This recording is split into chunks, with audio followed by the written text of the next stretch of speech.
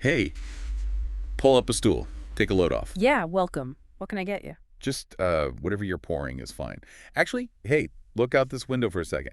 You see that authentic Chinese spot across the street? Oh, the one with the buzzing neon sign. Yeah, exactly. Signs flickering. They've got those paper lanterns swaying around. Mm. But look down at their front doors. Or, I mean, think about those Lunar New Year posters you see, taped up in shop windows all over the city. Right, the door gods. Yeah. You always see those two massive, just fiercely scowling guys painted on the double doors. They're heavily armed, glaring out at the street like they're, I don't know, daring the shadows to try something. It's definitely have a look. Right. And you probably look at them and think, oh, they're just mythology, right? Like Yeah. folklore to scare off bad luck. Most people do. But grab your drink, because we're doing a deep dive into this tonight. And the truth is a lot bloodier. Those guys aren't spirits. They were real flesh and blood, weapon-swinging military generals from the Tang Dynasty. It's honestly one of the strangest historical evolutions because, most people walk right past them assuming they're in the same category as, like, dragons or local ghosts. Yeah, exactly. They don't realize they are looking at the literal faces of two men who shaped an entire empire. I always figured they were just ancient boogeymen, cooked up to keep kids in line. But knowing they were actual guys who breathed sweat and just completely dismantled people on a battlefield, it completely changes how I look at that restaurant door. It adds a lot of weight to the image. And the wild part is how they got there. These two were rival warlords. Like, they Bruh. beat the absolute daylights out of each other, somehow became best friends, and ultimately got promoted by history to stand guard on millions of doors. Well, to understand how two men go from actively trying to kill each other to becoming immortalized household deities, you kind of have to look at the socio-political reality of China at that time. Right. We're talking about the transition from the Sui to the Tang dynasty. Yeah, let's set the stage for that, because I Yeah. think a lot of people just picture this static ancient empire with an emperor sitting quietly on a throne, but this wasn't that at all. Not even close. If you want a modern framework, especially for an American mind, imagine the ultimate, incredibly violent startup environment. Oh, I like that. The Central Empire has completely fractured, right? The Ah. map is shattered into dozens of competing territories.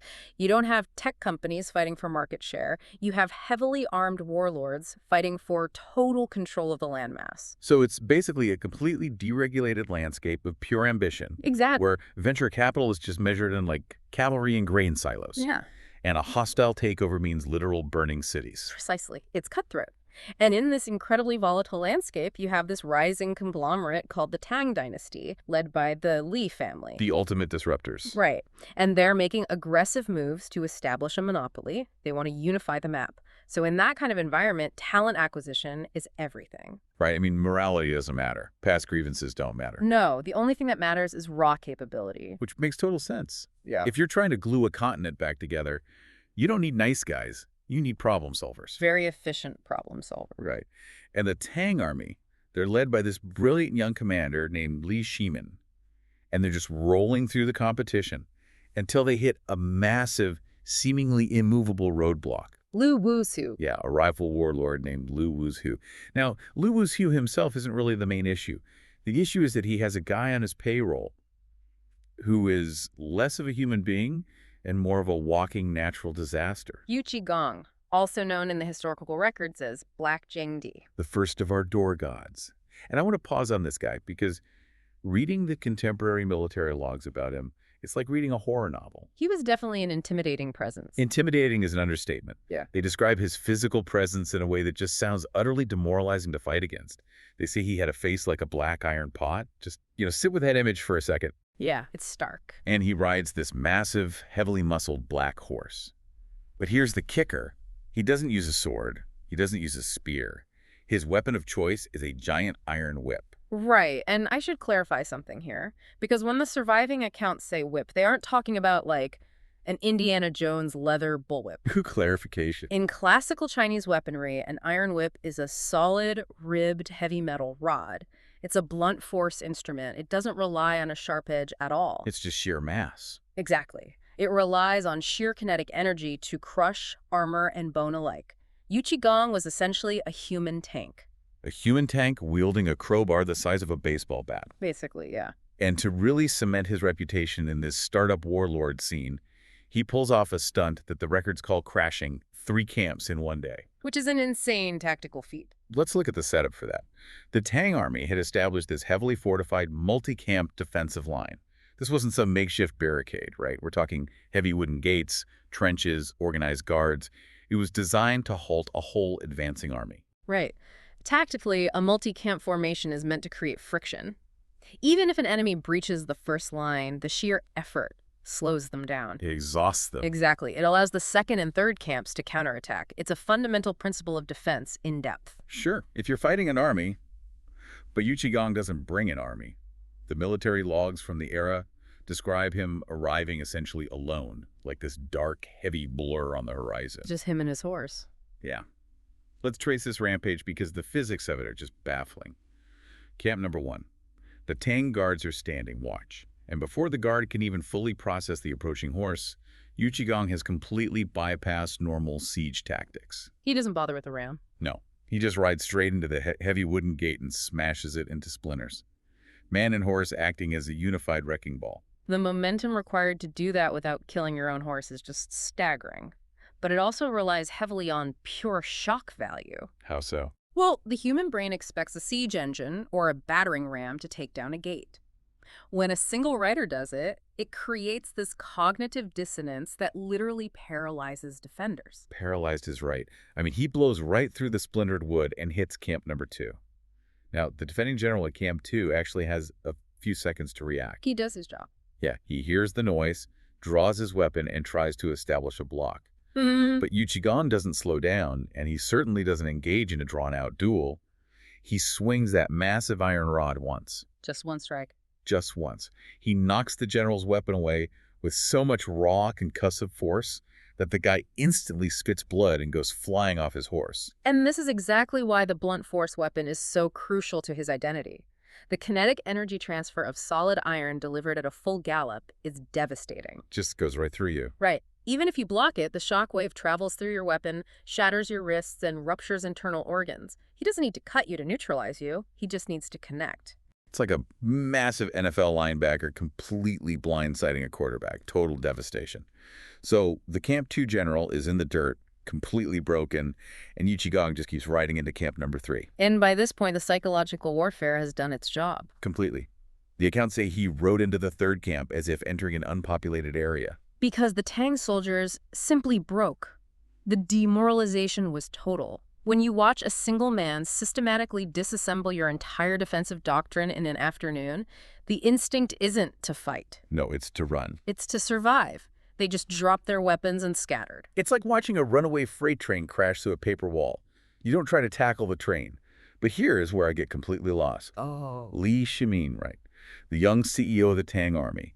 He's watching this entire disaster unfold from a nearby vantage point. He just watched this guy humiliate his defenses, shatter his gates, and put his generals in the hospital. Yes, he had a front row seat. If I'm Li Shimin, my first thought is, get every archer on the wall and turn this guy into a pincushion. Why didn't he just neutralize the threat? Because that would be a waste of an asset. The waste? Yeah. This is where Li Shimin's historical reputation as a brilliant leader really comes from. He isn't operating on ego. He's operating on a profound understanding of utility. Okay. He watches this terrifying display of violence, and his reaction isn't fear or vengeance, it's acquisition. He calculates that if he can somehow recruit this unstoppable force, the Tang Dynasty's path to unification becomes exponentially easier. Wow.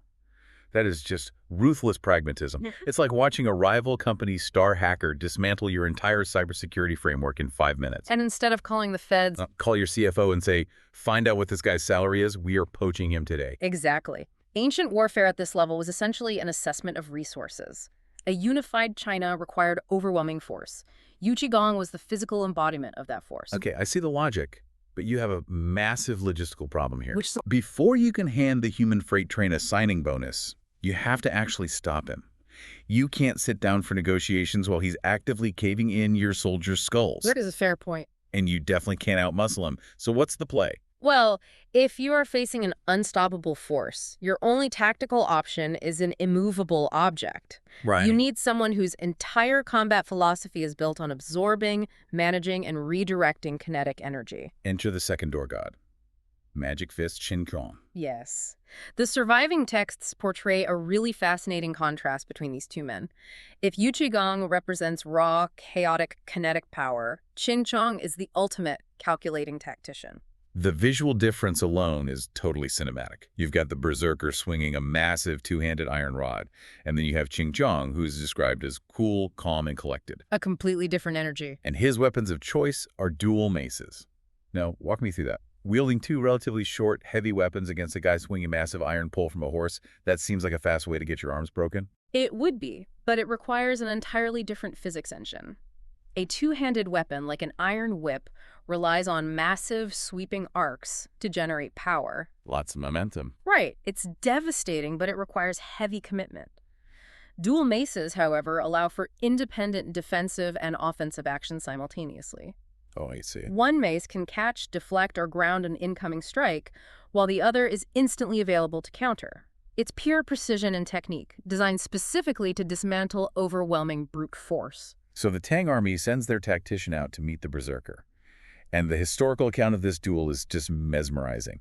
According to the battlefield observers, when these two finally met in the center of the field, the air just went completely dead. Total silence. Yeah, there was no theatrical trash talk, no grand speeches about loyalty to their warlords. They just immediately engaged in horrific violence. At their level of martial proficiency, words are entirely useless. They both understood exactly what was standing across from them. The historical texts refer to this specific encounter as 3 whips for 2 maces. Let's break down the mechanics of this fight, because I love the insight into how this actually worked. It's like Ali against Frazier, you know, two completely incompatible systems colliding. The clash of styles. Exactly. So Yuqigong makes the first move. He leaps in, bringing his heavy steel whip down with everything he's got. The records describe the strike as being heavy as a mountain. He's trying to end the fight in a single unblockable swing. Right. But Qin Kong doesn't even try to dodge.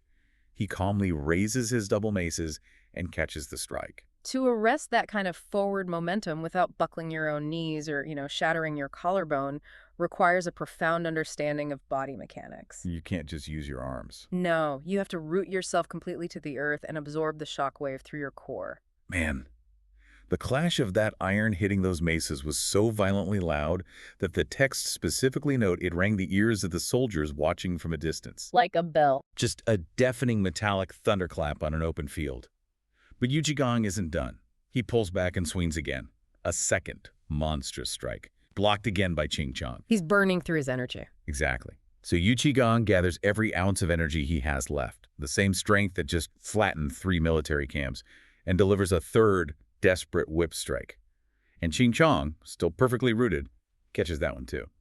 3 mountain-crushing blows. Completely absorbed into nothing. And that is exactly the moment the tactician exploits. A combatant like Yuqigong is used to things breaking when he hits them. When his third strike fails to break Qin Chong, he is momentarily overextended and, frankly, cognitively stunned. Right. Having weathered the absolute worst storm the guy could throw, Qin Chong finally shifts out of his defensive stance. He moves incredibly fast. The texts describe his counterattack as moving like a swimming dragon. I love that visual. Yeah. He bypasses Yuqigong's overextended guard entirely and lands 2 precise, punishing mace strikes directly into the blind spots of Yuqigong's defense. 3 whips for 2 maces. On a macro-historical level, this battle is actually officially recorded as a draw. Neither man managed to kill the other, and they eventually separated. But mentally, it was a whole different story. Psychologically, it was a seismic event. It fundamentally altered their understanding of the world. Yeah, the surviving accounts actually give us a peek into their internal monologues right after this fight, which you rarely get in ancient military logs. Usually it's just cold casualty numbers. Exactly. But here we see Yuqigong, a man who literally thought he was an invincible god of war, thinking to himself, wow, there's actually someone in this world who can take my 3 whips. He's in shock. He's been treating other humans like wet tissue paper his whole life. And Qin Kong is having an identical revelation on his side of the field. He's looking at his own hands, thinking, that force nearly split the webbing of my palms wide open. That man is a true terror. But wait, this is what I don't get. Why does almost getting your hand split open translate to respect? If someone almost kills me, my first instinct isn't, what a great guy, we should be friends. No. My instinct is, I hope that guy gets hit by a wagon. Well, it comes down to the sociology of isolation. When you are the absolute peak practitioner of violence in a very violent world, you are incredibly isolated. No one understands your reality. Because no one is on your level. Right. What's happening here is high-level, unspoken communication. Through the medium of severe violence, they found total parity. They found the only other person on the continent who could speak their language. Okay, that makes a weird sort of sense. Yeah. Like, I respect you because you are the only one who can survive me. Exactly. But they are still technically employed by rival warlords. Which brings us to the actual corporate acquisition we talked about earlier. Right. Li Shimin has his draw. The monster can be stalled. Yes. But how does he actually recruit him? How do you win over a guy whose skull you were just trying to cave in? This is where Li Shimin proves why he eventually becomes the emperor. He doesn't try to break an iron pot with more iron. Eventually, through a really grueling campaign, the Tang forces managed to corner and capture Yuqigong. Now, most commanders would execute him immediately, or at least parade him in chains to break his spirit. But Li Shimin goes the exact opposite route. He uses radical vulnerability, he walks into the holding area, orders the guards away, and personally unties Yuqigong's bonds. A massive risk. Huge risk. And he gives him incredibly expensive gifts, gold, silk. And then he just sits down with them alone, pours a drink, and has a quiet, sincere conversation. The psychological mechanism here is just brilliant. A hardened killer expects torture. He knows how to resist pain. His entire life is built around physical endurance. Right. But he has no defense mechanism against genuine respect and dignity. The historical source uses a beautiful metaphor for this. It says Yuqigong's 100 refined steel was melted by the Tang's soft, sincere approach. 100 of fine steel. That's incredibly evocative. Li Shimin basically rewrites the guy's mental model. He looks this monster in the eye and says, "You fought well. Now come build an empire with me." It's master. But I have to push back here for a second. Why wouldn't Yuqigong just take the gold, nod his head, and then slit Li Shimin's throat the second his back was turned? Because in the warrior culture of that era, dignity created a debt of honor. By sparing his life and treating him as an equal rather than a prisoner, Li Shimin imposed a moral obligation that an iron whip couldn't shatter. I see. Yuqigong's ego was validated, and his loyalty was secured not through fear, but through absolute reverence for a leader who recognized his true value. So he defects. Yuqigong returns to Tang. The CEO closes the deal of the century. And in doing so, Yuqigong joins forces with the only man who ever fought him to a standstill. Jin Jiu. The dream team is assembled. You've got the human tank and the master tactician operating under the same banner. And once these two are deployed on the same side, the tactical geometry of the battlefield changes completely. The Tang military machine ceases to be just an army and becomes an unstoppable juggernaut. So how do they actually function together? Do they just stand next to each other and swing weapons? Well, tactically speaking, they functioned as an anvil and a hammer. You can see this clearly in their campaign against Liu Haida. Okay, Liu Haida. Yeah, he was a terrifying final boss for the Tang dynasty. He had absorbed the remnants of all the other defeated warlords into a massive, desperate coalition army. Right. Liu Haida thought he was going to be the ultimate disruptor. Yeah. But he didn't realize what he was walking into. Exactly. Because when you face the Tang vanguard now, you are dealing with a flawless system. Qin Chong acts as the anvil. His defensive precision and tactical positioning lock the enemy forces into place. He's the wall. He creates the immovable front line that cannot be broken, and once the enemy is engaged and totally exhausted trying to break Qin Chong, Yuqigong is released as the hammer. He flanks with the heavy cavalry, bringing that massive iron whip and raw kinetic energy to shatter the enemy's side. Exactly. You literally cannot win. If you focus on the tactician, the tank crushes you. If you turn to face the tank, the tactician dismantles your lines. They turn battlefield engagements into systematic cleanup operations. They swept through Liu Haida's forces and the remaining rebel factions with devastating efficiency.